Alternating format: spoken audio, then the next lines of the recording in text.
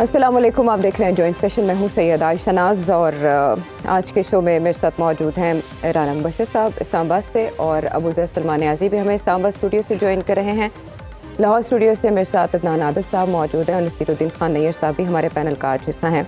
आज के दिन जो आइनी और कानूनी लिहाज से डेवलपमेंट्स हुई हैं वो तो हमारे शो का हिस्सा रहेंगी, लेकिन जिन वाक़यात के तनाजुर में मुल्क की फ़ज़ा सोगवार है वो है बड़ी तादाद में फ़ौजी जवानों की शहादत। 23 की तादाद में फ़ौजी जवान शहीद हुए हैं, यानी 23 फैमिलीज़ जो हैं वो मुतासर हुई हैं और 23 से 25 करोड़ अवाम के ज़ख्म भी हरे हो गए हैं। ऐसा कोई भी वाक़या हो तो हमें बहुत से वाक़यात जो माजी में पेश आते रहे, ख़ुसूसन 16 दिसंबर 2014 को होने वाला वाक़या, उनकी यादें ताज़ा हो जाती हैं, वो ज़ख्म हरे हो जाते हैं। ओवरऑल अगर हम देखें तो पाकिस्तान इस वक्त गैर यकीनी सूरत हाल का शिकार है। एक तरफ सुप्रीम कोर्ट की जानिब से खुदा करके 8 फरवरी की डेडलाइन रेड लाइन जो मुकर्रर की गई इलेक्शंस के इनेकाद के लिए, तो दूसरी तरफ जो दहशतगर्दी का फरीक है वो फिर से सर उठा रहा है। और DI खान में जो ये वाक़यात पेश आए, मुख्तलिफ ISPR ने इनकी डिटेल्स भी फराहम की है। DI खान उन इलाकों में शामिल है जिनके बारे में KP के मुख्तलिफ रहनुमा अपने ख़दशात और तहफ़्फ़ुज़ात का इजहार कर चुके हैं। यानी इस तरह के वाक़यात में एक तो इलेक्शन मुहिम भी मुतासिर होगी, और अगर 2 सूबों में जहाँ इन वाक़यात की कसरत है वहाँ पर इंतख़ाबात मुलतवी करने की बात भी की जाती है, तातुल का शिकार होते हैं, तो उसकी वजह से आइनी बहरान भी पैदा हो सकता है। तो आज के दिन इन डिटेल ये बात करेंगे कि ऐसे में जब हमारे आर्मी चीफ दौरे अमेरिका पर हैं तो इस नौइयत के वाक़यात पाकिस्तान में अब शिद्दत इख्तियार करने लगे हैं, ये क्या मानी रखते हैं। मुझे नईर साहब आपसे ये जानना है कि डेरा इस्माइल ख़ान में इस तरह के वाक़यात का होना मुख्तलिफ सियासतदानों के या जो हमारे रहनुमा हैं इन इलाकों की हसासियत के बारे में जो ख़दशात का इजहार वो करें, उनको तक़वियत नहीं देता? नहीं, ये KP में जब से तालिबान की गवर्नमेंट बनी है काबुल में, वो एक नई स्पिरिट के साथ पाकिस्तान के अंदर हमलावर है। पाकिस्तान ने जैसे भी हमारे सफारती तल्लुकात काबुल से हैं अपने तौर पर कोशिश की, चूँकि वहाँ कैरियर डिप्लोमेट्स तो कम एक्टिव होते हैं। राना मुबशर साहब बेहतर इस पर रोशनी डालेंगे। हमारे अहम अदारे के जो सीनियर मोस्ट अफसरान हैं वही बात करते हैं। उन्होंने विज़िट किया था, सारे मामलात उन्हीं के हाथ में होते हैं। तालिबान ने जब कतर मुआहदा हुआ तब भी यकीन दिलाया था कि हम किसी भी किस्म के टेररिज्म को सपोर्ट नहीं करेंगे या फैसिलिटेट नहीं करेंगे। लेकिन अब तालिबान की जो हुकूमत है काबुल में, वो अपने कतर में उस दी गई अंडरटेकिंग से कदरे बैकआउट कर चुकी है। पाकिस्तान के अंदर तालिबान मौजूद हैं और अफ़गानिस्तान से इन्फिल्ट्रेशन भी जारी है। ये इतलात है, मुसद्दका नहीं, मेरे पास इतना कोई सोर्स नहीं है कि मैं ये कह सकूं, लेकिन ख़ुद पाकिस्तानी गवर्नमेंट का अपना मौक़िफ़ है कि नेटो फोर्सेस का या अमेरिकन का छोड़ा हुआ असला जो कि which was meant for the use of American troops in Afghanistan, वो अब तालिबान के हाथ में है। अब वो तालिबान तक वो वेपन्स कैसे पहुँचे, चूँकि पहला जो कैप्चर किया टेरिटरीज़ को या उन कैंटोनमेंट्स को या उन ऑफिस को जहाँ अमेरिकन ने अपने वेपन्स डंप किए थे, काफ़ी हद तक तो वो डिस्ट्रॉय कर गए। लेकिन फिर भी ये हैरत की बात है कि वो दुनिया के मोस्ट सोफिस्टिकेटेड वेपन्स अब इन तालिबान के हाथ में है। और लोकल पॉपुलेशन में भी ये बात कहने में हमें शर्माना नहीं चाहिए कि लोकल पॉपुलेशन में भी कहीं ना कहीं उनके स्लीपिंग सेल्स मौजूद हैं, सपोर्ट मौजूद है। ठीक है। अब ये बात है कि इज्तिमाई मुल्की सूरत हाल जबकि हम इलेक्शन की तरफ बढ़ रहे हैं, ये वो DI खान और इसका जो कनेक्टेड एरिया है या एडजेसेंट न्यूली मेड डिस्ट्रिक्ट्स जो हमने किए हैं, और उन एरियाज़ में ये लोग 1.5 साल से एक्टिव हैं। एक और गलती हुई थी, पाकिस्तानी प्रिजन से निकाल के तालिबान को अफ़गानिस्तान इस वादा के साथ भेज दिया गया कि ये पाकिस्तान में वापस नहीं आएंगे, और अगर वापस आएंगे तो ये मिलिटेंसी सरेंडर करेंगे, उस रवैये को, उस एटीट्यूड को, उस कॉन्डक्ट को सरेंडर करेंगे, एंड दे विल नॉट, और ये किसी भी किस्म की दहशत गर्दाना कार्रवाइयों में शरीक नहीं होंगे। ठीक है। जो पाकिस्तानी जेलों से लोग गए वो जब वापस आए हैं तो अब ये मंजर बन रहा है कि वो जहाँ से शुरू हुए तो वहीं खड़े हैं। जिस अंदाज में आज से 10-12 साल पहले KP में ये लोग फौज के साथ लड़ रहे थे, वो अब फिर लड़ रहे हैं, और पाक फौज हर रोज़ कुर्बानियाँ देती है, जानों का नजराना जवान पेश करते हैं। आज इंतहाई अफसोसनाक है पहलू कि नंबर ऑफ़ कैजुअल्टीज़ सोल्जर्स का बहुत ज़्यादा है, अल्लाह ताला इनके दर्जात बुलंद करे, शहीद हैं वो। लेकिन पाकिस्तानी गवर्नमेंट को अब दोनों एंगल्स पे काम करना पड़ेगा। काबुल से दोबारा बात करना पड़ेगी। मैंने एक दिन पहले भी कहा था कि अगर काबुल वाले बिहेव नहीं करते तो इन्हें कतर को एंगेज करना पड़ेगा। ये सब कुछ कतर में हुआ था कि तालिबान को गवर्नमेंट दे दी जाए, ये किसी दूसरे मुल्क की स्टेबिलिटी को या पीस को डिस्टर्ब नहीं करेंगे। ठीक है, अब वो किसी किस्म की जिम्मेदारी लेने को तैयार नहीं है और ये कुछ इलाकों में आज़ादाना घूम रहे हैं। और सिर्फ एक केपी के ये एरियाज नहीं है, इनकी अच्छी खासी प्रेजेंस अब बलूचिस्तान में भी है। और बलूचिस्तान में एक और ख़तरनाक पहलू के मुतल्लक शुबात जन्म ले रहे हैं कि बलूचिस्तान की वो नेशनल फोर्सेस जो बलूचिस्तान में कुछ और किस्म की तहरीक चला रही हैं जी, वो मजहबी तौर पे इनके साथ कुर्बत नहीं रखते, लेकिन जो वायर पुलर्स हैं वो इन्हें इकट्ठा कर रहे हैं। ठीक है, मल्टीपल चैलेंजेस हैं दो मुख्तलिफ सूबों में, आपने उनका इहाता कर दिया, डिस्टर्ब हो रहे हैं। लेकिन आपने कहा कि जो ज़रूरत है इस वक्त की, अब जो भी पाकिस्तान में दहशतगर्दी के वाक़यात होते हैं ताने बाने जाके अफगानिस्तान से ही मिलते हैं। आपने कहा Qatar is no more interested, but जब पेशावर में पुलिस लाइन्स में एक बड़ा धमाका हुआ था और बड़ी तादाद में शहादतें हुई थी, तब अमेरिका के स्टेट डिपार्टमेंट की जानिब से ये कहा गया था कि दहशतगर्दी के खिलाफ जंग में अमेरिका पाकिस्तान के साथ ताउन करने के लिए तैयार है। कतर इंटरेस्टेड नहीं है, मैंने कहा कतर ग्रंटर था, कतर मस्ट इंटरवीन, बट अभी क्या इंटरेस्टेड हैं या नहीं हैं ये तो आपने पाकिस्तान की डिप्लोमेटिक सर्विस देखे। Okay, they have to check. But America के विजिट के दौरान राना साहब क्या समझते हैं आप, पाक अफगान ताल्लुकात पर कोई ब्रेक थ्रू हो सकता है? जो पाकिस्तान ने पॉलिसी अपना रखी है गैर कानूनी अफगान महाजरीन की वापसी के हवाले से, वो चेंज हो सकती है या वापसी पर अब वो वहाँ हैं और ऐसे में इन बड़े वाक़यात का होना, बड़ी तादाद में शहादतों का होना, ठीक है 27 दहशतगर्द वासिले जहन्नम हुए हैं, लेकिन बार बार दहशतगर्दी का सर उठाना अपनी जगह पर सवालिया निशान है। गलतियों की निशानदेही तो नैयर साहब ने कर दी, क्या कोई बड़ा ऑपरेशन वापसी पर एक्सपेक्ट कर सकते हैं इन दहशतगर्दों के खिलाफ? I personally think we will go out of the way और बिल्कुल जाके उनके जो मरकजी ठिकाने हैं, मैं जरा ये इस तरह समझाना चाहूँगा कि जो उनके मरकजी ठिकाने अफगानिस्तान के अंदर मौजूद हैं, वहाँ पे जाके ऑपरेशन हो सकता है। There are very bright chances कि अनकरीब वहाँ पे ऑपरेशन कर दिया जाए, क्योंकि there are reasons for that और उसके मल्टीपल रीजंस हैं, लेकिन कुछ रीजंस मैं जरूर शेयर कर सकता हूँ, कुछ नहीं कर सकूंगा। रीजन ये है कि देखें, एक तो निशानदेही हम बार बार कर चुके हैं कि दोहा में एग्रीमेंट्स हुए थे तो उसमें कहा गया था कि जो सरजमीन है अफगानिस्तान की वो दहशत गर्दी के लिए इस्तेमाल नहीं होगी। तो वो पे कोई इफ्स एंड बट्स नहीं थे। तो अगर इस वक्त भी वहां से दहशत गर्दी हो रही है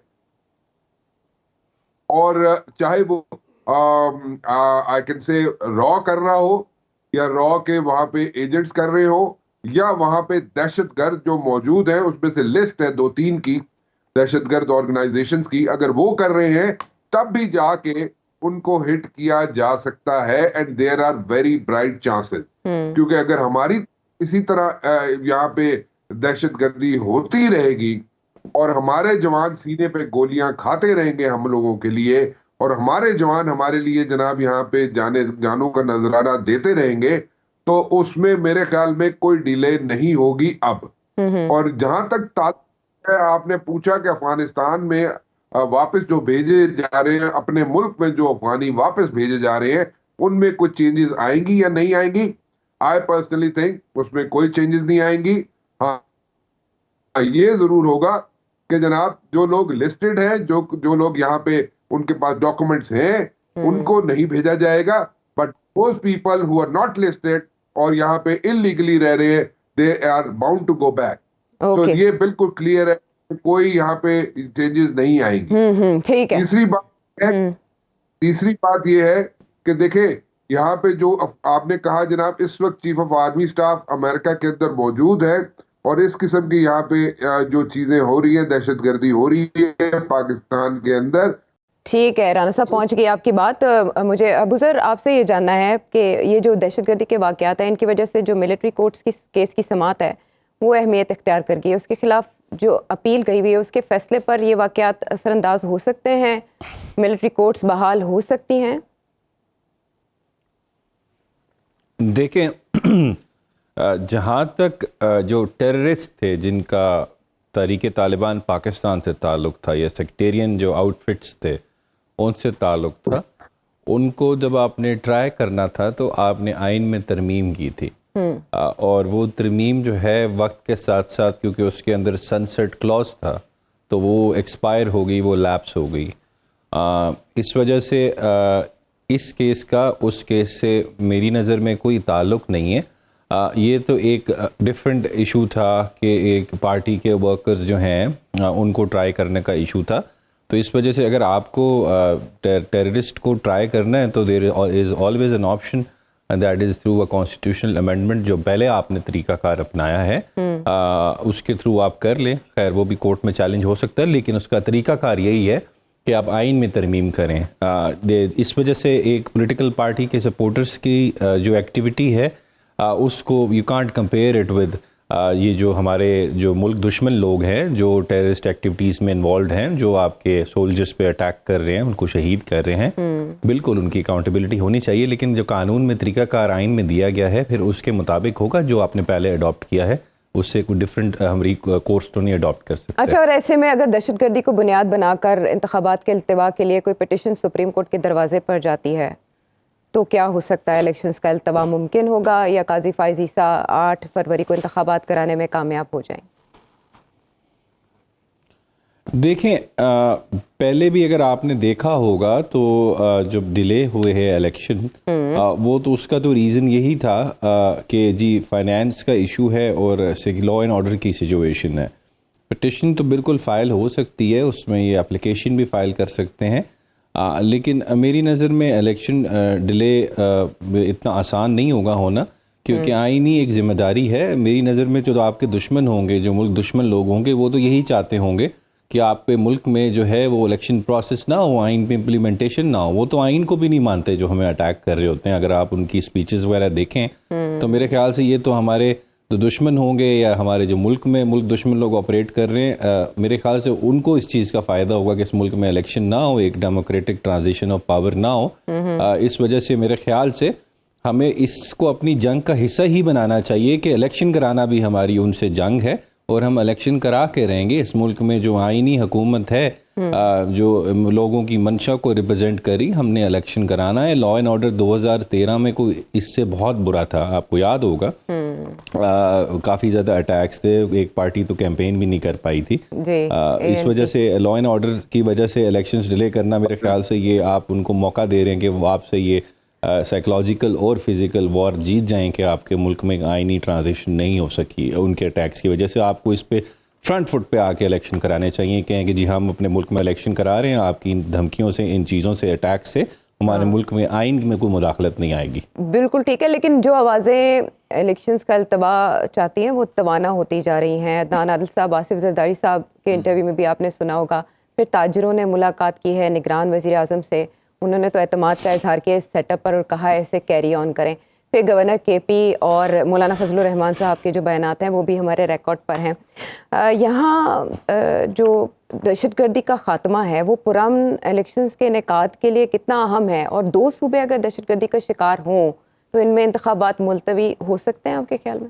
دیکھیں, اگر انتخابات ملتوی ہوئے تو وہ دہشت گردی کی وجہ سے یا امن و امان کی وجہ سے نہیں ہوں گے, وہ سیاسی وجوہ کی بنیاد پہ ہوں گے. کیونکہ پی ٹی آئی کی لہر کو یہ توڑنا چاہتے تھے, وہ ٹوٹ نہیں سکی, اور ہم نے پچھلے دنوں دیکھا کہ صوبہ خیبر پختونخوا میں بہت زوردار قسم کی لہر ان کی چل رہی ہے, ایک طرح کا سیلاب ہے لوگوں کا جو ان کے حق میں ہے, اور ان کو اپنی شکست صاف نظر آ رہی ہے. تو اس لیے اب یہ ان کا خیال تھا کہ ان کو نکالیں کہ 1.5-2 سال میں ہم مینیج کر لیں گے چیزیں, یہ وہ مینیج نہیں کر سکے. نہ نواز شریف کے واپس آنے پہ ان کی کوئی مقبولیت میں اضافہ ہوا, نہ وہ کوئی لہر پیدا کر سکے. تو اب یہ فرار کے راستے ڈھونڈ رہے ہیں کہ شاید اور وقت مل جائے اور الیکٹیبلز کو توڑ کر اپنے ساتھ ملا سکیں. جہاں تک امن و امان کی صورتحال ہے تو آپ دیکھیے کہ تقریباً اپریل 2022 سے حکومت پی ٹی آئی کی گئی تھی, اور اب کتنا اس میں یعنی ہو گئے 18-20 مہینے ہو گئے ہیں.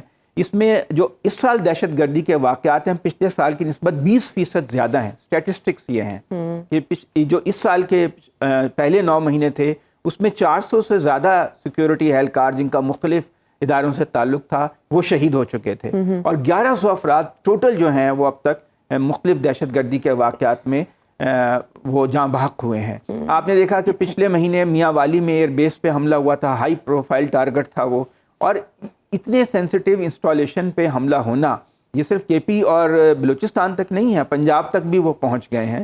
تو اس میں 4 گروپ انوالو ہیں, ٹی ٹی پی ہے, بلوچ علیحدگی پسند ہیں, داعش خراسان ہے, حافظ گل بہادر گروپ ہے. یہ ان کا ہماری جو انٹیلیجنس ہے اس کو بہتر بنانے کی ضرورت ہے. اور پاک افغان تعلقات کی بحالی کتنی اہم ہے اس ضمن میں؟ پاک بھارت تعلقات, پاک افغان دیکھیں جی, افغانستان حکومت نے کہا تو یہ تو ہمارے ساتھ مل کے جہاد کرتے رہے ہیں, ہم ان کے خلاف کیسے ایکشن لیں؟ وہ تو کھل کر کہتے ہیں, وہ ان کے خلاف ایکشن نہیں لے رہے, اس لیے تو ہمارے لیے مسئلہ بنا ہوا ہے کہ وہاں ان کے بیس کیمپس ہیں, جیسے کہ رانا صاحب نے کہا, وہاں پر ان کے اوپر اگر آپ ایکشن لیں گے ڈیپ ڈاؤن, جہاں پر یہ بیٹھ کر کاروائیاں پلان کرتے ہیں, ان کو ٹریننگ ہوتی ہے, یہ سارا ان کو اسلحہ ملتا ہے, لاجسٹکس ہے, یہ ایک بڑا ایشو ہے. اور کراس بارڈر ٹیررزم کا ایشو ہے, اس پہ ہمیں برادر ملکوں سے بھی تعلقات سپورٹ چاہیے ہوگی, خود ہمیں پرو ایکٹیو ہونا پڑے گا, انٹیلیجنس کو بہتر بنانا پڑے گا. سب سے بڑا مسئلہ یہ ہے کہ اس وقت پاکستان کی ریاست اور عوام میں جو خلیج ہے اسے کم کرنے کی ضرورت ہے, تاکہ عوام کا اعتماد بھی جو ہے پوری طرح عوام متحد ہو جائے ریاست کے ساتھ مل کر, پھر ان کے اوپر آپ کریک ڈاؤن کر سکتے ہیں. اس وقت جو صورتحال ہے, جو پولرائزیشن ملک میں ہے, اس میں ریاست اتنی کامیابی سے ان کے اوپر قابو نہیں پا سکتی. اس کے لیے ضروری ہے کہ ریاست اور عوام کے درمیان خلیج کو پاٹا جائے. جو ہمارے ملک میں اس وقت افراتفری ہے, سیاسی بے یقینی ہے, گو کہ ججز یہ کہتے ہیں کہ اس کا نام نہ لیں, لیکن ہے تو صحیح, اب اس سے ہم انکار نہیں کر سکتے. اس کو ختم کرنے کی بہت اشد ضرورت ہے. اور اب یہ دیکھیے کہ ہر سال اس میں اضافہ ہو رہا ہے. آپ تو کہہ رہے تھے کہ افغان طالبان آ جائیں گے تو حالات اچھے ہو جائیں گے, الٹٹ ہو گیا, بجائے اچھے ہونے کی اور خراب ہو گیا. اگر افغانستان کی امارات اسلامیہ پاکستان کا موقف تسلیم نہیں کرتی, الٹا الزام تراشی شروع ہو جاتی ہے. اشرف غنی صاحب کی حکومت سے ہمیں کیا شکوہ تھا کہ وہ پاکستان سے شکایتی رہتے تھے, ابھی افغان طالبان کی گورنمنٹ بھی وہی کر رہی ہے. جیسے ابھی رانا صاحب نے کہا کہ پاکستان حق محفوظ رکھتا ہے کہ وہاں جا کے ان ٹھکانوں پہ حملہ کرے, تو یہ ٹھیک رہے گا؟ دیکھیں ایک آپشن تو ہے, جیسے کہ ڈرون اٹیکس ہوتے تھے پہلے, وہ امریکہ کرتا تھا, تو وہ ہمارے لیے ہیلپ فل تھے, اس سے کافی میں کنٹرول میں تھے یہ لوگ, اور یہ بہت سے لوگ جیلوں میں تھے, اور ان کے بہت سے جو سرکردہ لوگ تھے وہ مارے گئے ان اٹیکس میں. اب جب سے وہ بند ہوئے ہیں یہ زیادہ شیئر ہو گئے ہیں اور زیادہ ہم پر حملہ آور ہو رہے ہیں, اور ہماری سیکیورٹی اسٹیبلشمنٹ کے جو مختلف ادارے ہیں ان کے اوپر حملے کر رہے ہیں, کیونکہ چاہتے ہیں کہ پی کے ایک خاص علاقے میں اپنی حکومت قائم کریں, اسٹیٹ ود ان اسٹیٹ قائم کرنا چاہتے ہیں, اور پھر اس کا دائرہ کار پھیلاتے رہنا چاہتے ہیں. ایک ایجنڈا ہے ان کا, اور اس کے لیے پاکستان کو ایک طویل صبر آزما بھرپور جنگ کرنی پڑے گی. یہ کوئی معمولی خطرہ نہیں ہے, بہت بڑا خطرہ ہے, ہماری سروائیول کو خطرہ ہے. اس میں مختلف ممالک کو اعتماد میں لینا بہت ضروری ہوگا, ورنہ گلوبل ریئیکشن بھی سب سے زیادہ اپنی عوام کو وہ اپنے ساری خلیجوں کی جتنے ہولو سسٹم میں جتنی بھی نقائص موجود ہیں ان کی نشاندہی کی. واپس آئیں گے تو بات کریں گے ہمارے پاکستان کے عدالتی نظام کے احتساب کے نظام کے حوالے سے بات کریں بریک کے بعد. جو میں ایک بار پھر خوش آمدید. ملکی سیاست کی بات کریں گے. جو ملک کی 3 بڑی سیاسی جماعتیں ہیں وہ اس وقت عدالتی فیصلوں کی دست نگر ہیں. ایک کی سیاسی زندگی داؤ پر لگی ہے تو دوسری جماعت جو ہے وہ سیاسی تاریخ کی درستی چاہتی ہے, جبکہ تیسری جماعت ایسی ہے جس کے بارے میں یہ تاثر ہے کہ انہیں کلین چٹ مل رہی ہے, اور یہ سمجھنا مشکل نہیں ہے کہ بات کس کی ہو رہی ہے. نواز شریف صاحب العزیزیہ ریفرنس پہ ہو گئے ہیں بری, اور 2018 دسمبر کا ہی مہینہ تھا, 24 دسمبر کا ہی دن تھا جب احتساب عدالت کی جانب سے انہیں اسی کیس میں 7 سال قید کی اور جرمانے کی سزا سنائی گئی تھی. لیکن آج یہ بات ہوئی عدالت کے روبرو, اور نیب پروسیکیوٹر نے کہا کہ مفروضوں کی بنیاد پر یہ سب کچھ ہوا. مجھے نانا صاحب آپ سے ان شارٹ یہ جاننا ہے کہ جس طرح سزا کے فیصلے متنازع ثابت ہو رہے ہیں, اس طرح بریت کے فیصلے بھی متنازع رہیں گے؟ دیکھیں عوام تو یہ دیکھتی ہے کہ وہ چیز موجود ہے, ایون فیلڈ اپارٹمنٹس موجود ہیں, نواز شریف اس میں رہتے تھے, العزیزیہ اسٹیل مل موجود تھی جدہ سعودی عرب میں, اب وہ ان کے بیٹے کی ملکیت ہے. لیکن نیب کی کمزوری یہ ہے کہ وہ ثبوت لا کر اسے لنک نہیں کر سکا جو قانونی طور پر ایکسیپٹیبل ہو. اب اس جج سے بھی, اب وہ تو مرحوم ہو گئے ارشد ملک, جنہوں نے یہ فیصلہ دیا تھا, 100 سے زیادہ صفحوں پہ لکھا تھا, اور انہوں نے کہا تھا کہ یہ ان کے ڈیپینڈنٹ تھے, اور قانون میں یہ ہے کہ آپ یا آپ کا جو زیر کفالت آدمی ہو اس کے پاس اتنی جائیداد یا دولت ہو جو آپ کی معلوم اور جائز آمدن سے مطابقت نہ رکھتی ہو, تو آپ کرپشن کے مرتکب ہوئے ہیں. تو اب مسئلہ یہ ہے کہ ٹیکنیکل بنیادوں پہ لوگ چھٹ جاتے ہیں, کیونکہ اگر استغاثہ محنت نہیں کرتا, ثبوت نہیں لاتا, تو ایسا ہی معاملہ ہے لیکن لوگوں کے ذہنوں میں تو سوال رہے گا کہ آخر جدہ میں اسٹیل مل کیسے بنی, اپارٹمنٹ کیسے بنے لندن میں, اس کے لیے رقم کہاں سے آئی؟ کوئی تو منی ٹریل آپ دے دیں. اگر پیسہ دادا نے بھی پوتے کو دیا تھا تو کوئی تو بینک کا ٹرانسفر ہوگا, کوئی منی ٹریل ہوگی, لیکن ایسا وہ انہوں نے نہیں دیا. اگر وہ دے دیتے تو عوام کی نظروں میں بھی سرخرو ہوتے. تاہم ہمیں یہ سوچنا چاہیے کہ سیاسی بنیادوں پہ یہ کیسز بنا کر ہم وزرائے اعظم کو, منتخب لیڈروں کو جو ڈسکریڈٹ کرتے ہیں, ہمارا نظام جب ان کے خلاف ہوتا ہے تو ہر چیز ان کے خلاف چلی جاتی ہے, چاہے کمزور کیس ہو. جب نظام ان کے حق میں ہوتا ہے تو پھر وہ چاہے معمولی سی بھی خطا ہو, بڑے سے بڑا بھی ان کا وہ اچھا مسئلہ مجھے یہ ہو, بتائیں, تو وہ چلے بری جو ہو بھی جاتی ہے اس کی ڈیٹیل, اس کی بنیاد میں جو بھی ہے وہ تو تقریباً سبھی جانتے ہیں, عقل مند کے لیے اشارہ کافی ہوتا ہے. لیکن نواز شریف صاحب کو یا نون لیگ کو آپ کے خیال میں ایک بیانیہ مل گیا؟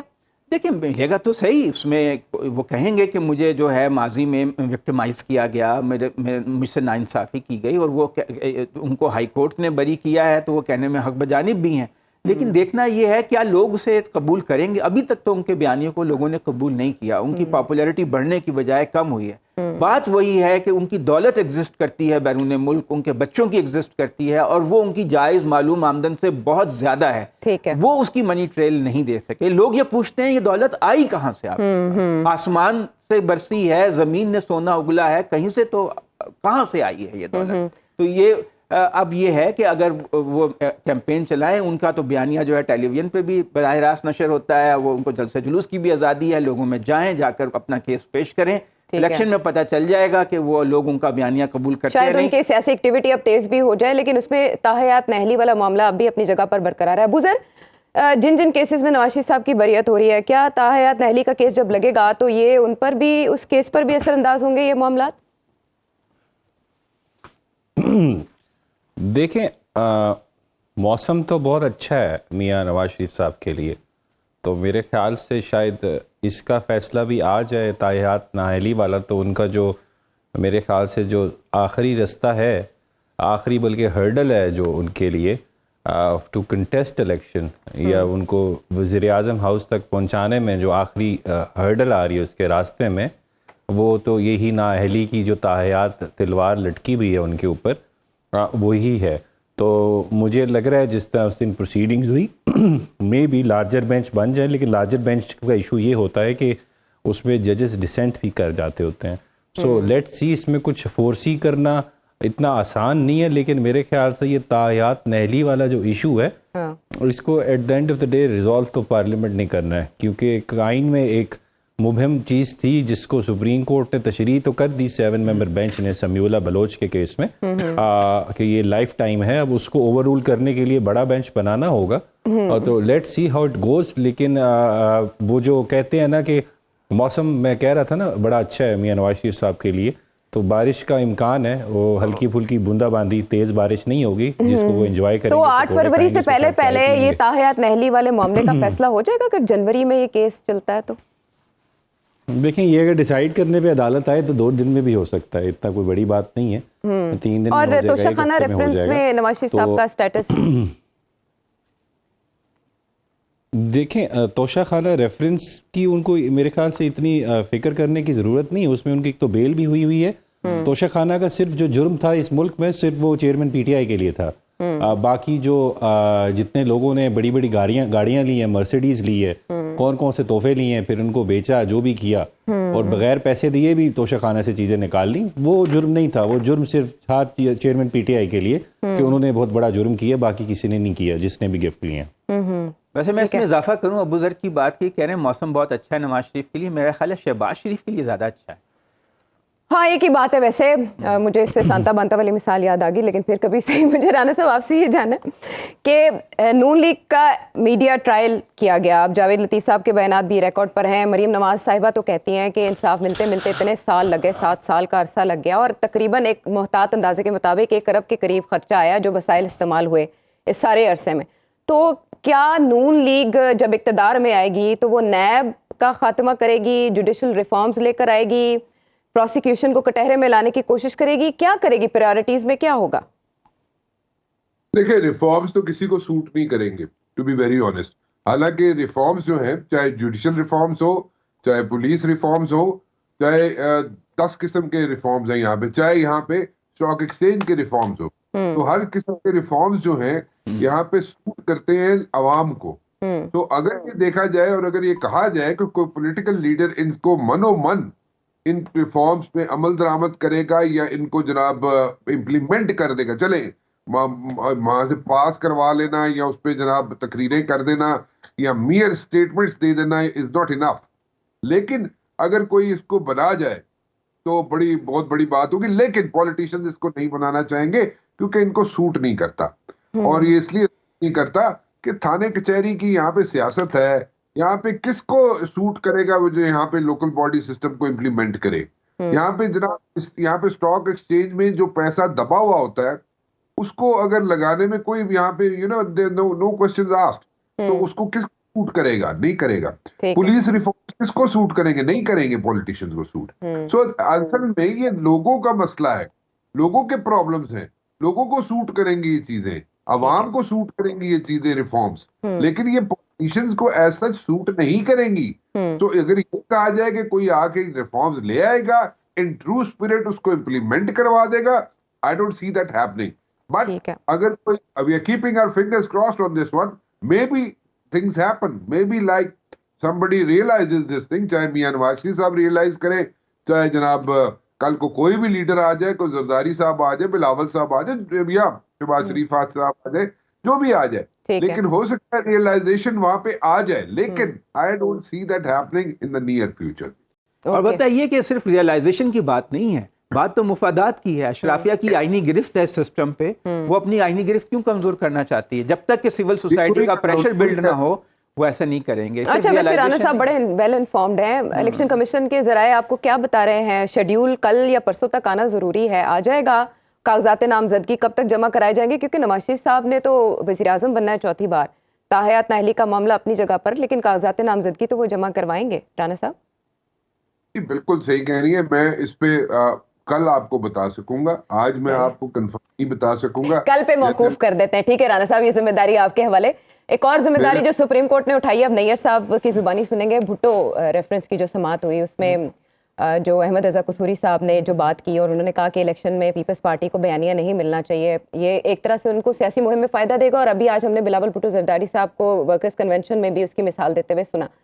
آج جو بھی سماعت ہوئی اس میں جسٹس منصور علی شاہ کے جو سوالات ہیں, اور کس قانونی نقطے پر کیس ٹیک اپ کیا جائے, نہیں صاحب بتائیے. آرٹیکل 186 کے تحت پریزیڈنٹ صاحب نے ایک کویسچن بھیجا تھا, وہ کویسچن بھیجتے ہیں ریفرنس کا نام دیا جاتا ہے, جس پہ سپریم کورٹ کو لازم ہے کہ اس کو آنسر کرے, اور اس میں بہت سارے سال چلے گئے. اصل تو بات یہ ہے کہ یہ 79 کے ایشو کو اب ری اوپن کیا جانا کسی کے سیاسی مفادات کے لیے بھی شاید کافی نہ ہو.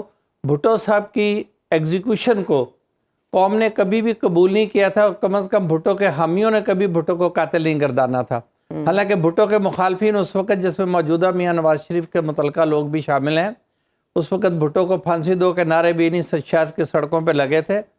لیکن بعد میں بھٹو صاحب کو شہید ہی صاحب نے قرار دیا, اور وہ وکٹم کارڈ پاکستان پیپلز پارٹی 2 بار کھیلنے کے بعد ابھی بھی سندھ میں اسی کارڈ پہ, وکٹم کارڈ پہ پالیٹکس کر رہی ہے. یہ اب فیصلہ کیا آ سکتا ہے؟ تمام گواہ آلموسٹ فوت ہو گئے ہیں, کو ایکیوز ایگزیکیوٹ ہو گئے ہیں, بھٹو صاحب خود ایگزیکیوٹ ہو گئے, صرف ایک کمپلیننٹ زندہ ہے, تمام وکلا غالباً فوت ہو گئے ہیں. ایک ہسٹوریکل فیکٹ ہے کہ بھٹو واز پروسیکیوٹڈ اینڈ ایگزیکیوٹڈ, رائٹلی اور رانگلی. اب سپریم کورٹ اس کویسچن کی مینٹینیبلٹی کو ڈیسائیڈ کرنے کے بعد آگے چلے گی, اور یہ بڑا اہم سوال ہے. یہ روزانہ ایسا ہوتا ہے, میں اگر بات لمبی نہ ہو جائے, روزانہ لوگ دیہات میں شہر میں کھڑے ہو کے قتل کرتے ہیں, عدالتوں سے بری ہو کے آ جاتے ہیں, عدالت انہیں مجرم قرار نہیں دیتی چونکہ ہمارے رولز آف ایویڈنس بہت سخت ہے, لیکن عوام کی نگاہ میں وہ قاتل ہی رہتے ہیں. نواز شریف صاحب کے بارے میں جو ایک امپریشن ڈیولپ ہو چکا ہے ان پراپرٹیز کے بارے میں, ان بزنس کنسرنز کے بارے میں, وہ پبلک سے واش آف نہیں ہوگا. ہاں, وکٹم کارڈ وہ کھیلنے کی کوشش کریں گے. پیپلز پارٹی بھی یہی چاہتی ہے. ویسے یہ بڑے چمبے کی بات ہے کہ پاکستان میں سیاستدان مختلف مراحل پر اس طرح سے نشانہ بنتے ہیں. وہ واش اپ نہیں ہوگا جو امپریشن نواز شریف صاحب کے حوالے سے بنا یہ پراپرٹی کیسز میں, لیکن ابھی بانی پی ٹی آئی کے حوالے سے جو امپریشن ہے, جو بنانے کی کوشش کی جا رہی ہے, وہ نہیں بن رہا. یہ تضاد کیوں نہیں بنا؟ یہ عوام کا فیصلہ ہے. اب عوام کو پولنگ پہ جانے دیجئے. کیا وہ جتنے الزامات اس وقت عمران خان پر لگائے گئے ہیں. پاکستان کی تاریخ میں ایک دور میں کسی ایک قومی سیاستدان پر اتنے زیادہ اور اتنے مختلف نوعیت کے سنگین الزامات ان ون گو نہیں لگائے گئے. کنٹیمپٹ الیکشن کمیشن کی سے لے کے توشہ خانہ کیس، یہ پے در پے، بغاوت، سیڈیشن، انسائٹمنٹ، وائلنس، کوئی ایسا کیس نہیں. Hundreds of FIRs are there to involve president, جو بھی چیئرمین، فارمر چیئرمین آئی کے نام لینا پتہ نہیں کیسا ہے، فاؤنڈر کہہ لیں. لیکن اس کے باوجود عوام کا فیصلہ اپنا ہوگا. ٹھیک ہے رانا جب صاحب، ایگزیکٹو میں ایک بات کا جواب دے دوں، جی اب سپریم کورٹ جو بلاول صاحب چاہتے ہیں، ایک شعر سن لیں، نے کیا کی میرے قتل کے بعد اس نے جفا سے توبہ، آئے حضور پشیماں کا پشیماں ہونا. آئے سپریم کورٹ یہ جواب بھی دے دے کہ یہ بھٹو کو غلط ایگزیکیوٹ کیا گیا تھا یا کنوکٹ کیا گیا تھا، تو اس سے اس ملک کی معیشت پہ یا سیاست پہ اب کوئی اثرات بے وقت کی راگنی کہا جا سکتا ہے. Rana sahab you add and then I finish the show. ایک چیز ایڈ کرنا چاہوں. دیکھیں یہاں پہ ایک چیز میرا دیکھیں، میں آج تھوڑا سا ڈس ایگری کروں گا ان سب چیزوں سے. اس وقت جس طریقے سے یہ بھٹو کا جو کیس ہے اس کو ریوائیو کرنا یا اس کو سامنے لے کے آنا، it goes in the benefit of Peoples Party. They will cash, بالکل کیش کریں گے اس کو. اور اگر اسی طرح یہاں پہ میاں محمد نواز شریف صاحب جو ہیں ان کو جس طریقے سے بریت مل رہی ہے وہ ایک الگ چیز ہے، لیکن اسی کا بالکل ایک بار پھر وہی کہوں گی کہ عقل مند کے لیے اشارہ کافی ہے. معذرت، نہیں صاحب پروگرام کا وقت ختم، اگلے پروگرام سے لے لینے کے بعد.